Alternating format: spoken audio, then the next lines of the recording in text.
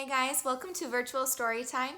Our story today is called The 5 O'Clock Band by Troy, Trombone, Shorty Andrews.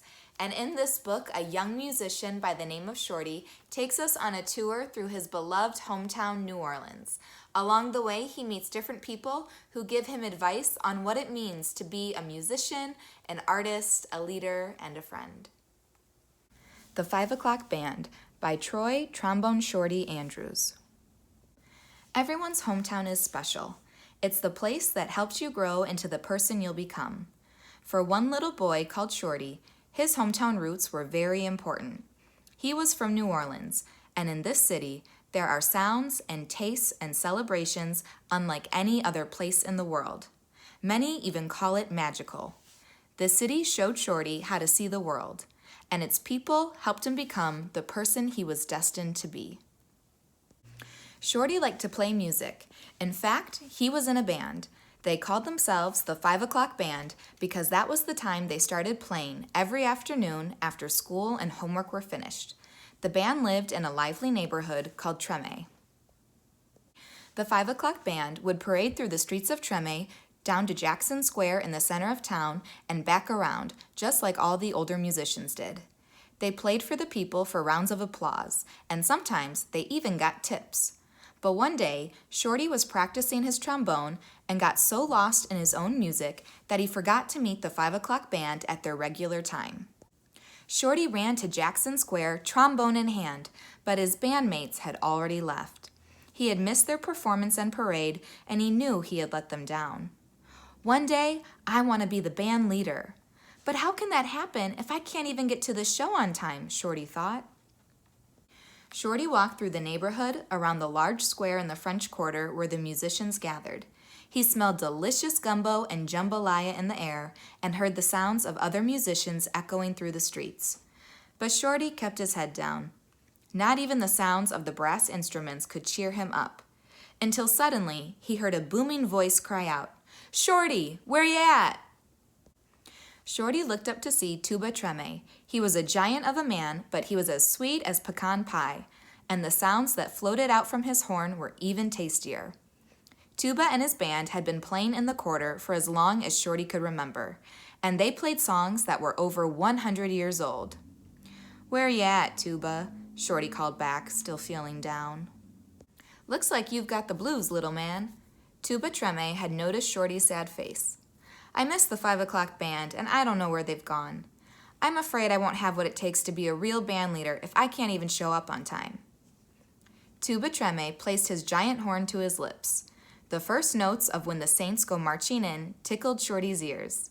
Like so many other New Orleans musicians, Shorty had learned how to play his horn with this tune. Pride swelled in Shorty's chest, and he and Tuba played the same notes together that Louis Armstrong had played many years before them in these same city streets. "Tradition," Tuba Treme said. "Every band leader needs to know where the music came from in order to move it forward. If you understand tradition and you keep it alive, you will be a great band leader." "Thanks, Tuba," Shorty said, and he waved goodbye. He hoped to be able to play just like Tuba Treme one day. Shorty continued walking through the quarter along the banks of the Mississippi River. A steamboat floated alongside him, and the steam whistle sounded. He thought about how many musicians had played on that river, even Louis Armstrong. Shorty blew his horn back to the steamboat and smiled. His growling stomach led him back toward home, but then the scent of red beans and rice made him stop in his tracks. "Where you at, Shorty?" Queen Lola called out the window of her restaurant. Shorty was still feeling defeated, but no one could refuse a meal from Lola, the Creole Queen, one of the best chefs in New Orleans, if not the world. "Where you at, Queen Lola?" Shorty answered as he opened the door. Queen Lola served him a heaping plate of red beans and rice, along with andouille sausage, collard greens, and okra with tomatoes. She had been making this dish for over 50 years, treating everyone who came through her door like family, even Martin Luther King Jr. As Shorty dug in, he asked Queen Lola the question that was weighing on his heart. "I let my band down today, but I want to be a great band leader and make amazing music, just like you make amazing meals in your kitchen every day. How do you do it?" Queen Lola smiled wide. Love, she said. There's love in my food because I love every dish I make. It's my special sauce. As long as you love what you do, you will always be a success. I don't love anything more than plain music, but this meal sure is close. Thank you, Queen Lola, Shorty said. Come by any time, Shorty, she said. Why don't you head back out and see if you can find your band? Shorty felt a little better now that his belly was full, but he knew he still had more to learn.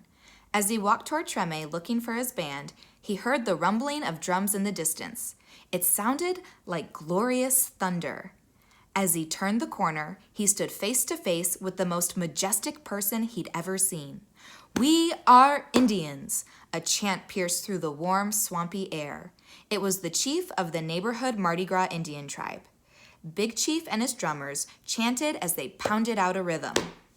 "We are Indians, Indians, Indians of the nation, the whole wide creation." Shorty knew this song was a prayer that the Mardi Gras Indians sang before they marched down the streets. They believed the song would protect them on their journey as they went through the city looking for other tribes. Mardi Gras Indians only exist in New Orleans. They are a special group sacred to the city. "Where you at, Shorty?" Big Chief asked as his group slowed their drumming. "Where you at, Big Chief?" Shorty hollered back. "You and the tribe sound amazing.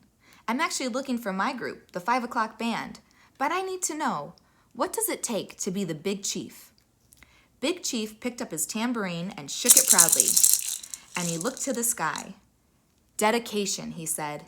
"Each year, all the Indians make new suits, hand-sewn from scratch. It takes a lot of time and patience, but when we hit the streets, it's worth it. We are the soul of Mardi Gras." Shorty noticed how Big Chief's suit shimmered in the light.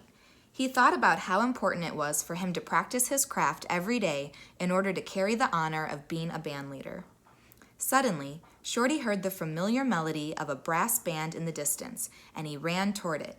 He knew those sounds could only come from the 5 o'clock band.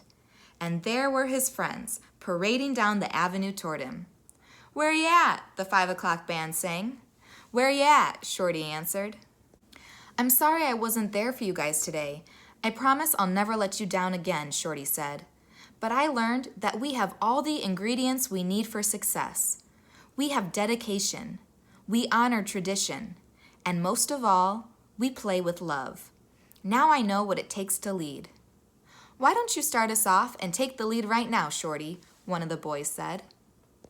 Shorty raised his horn to his lips, stepped out in front of the band, and played the opening notes of When the Saints Go Marching In. As the 5 o'clock band paraded home to Treme, they waved at the friends and neighbors who clapped their hands and danced in step behind them. As Shorty is walking around in the story, he receives different advice from people. For your writing today, I want you to pick what you think is the most important piece of advice that he received and why. All right, thank you guys for watching. See you next time. Bye-bye.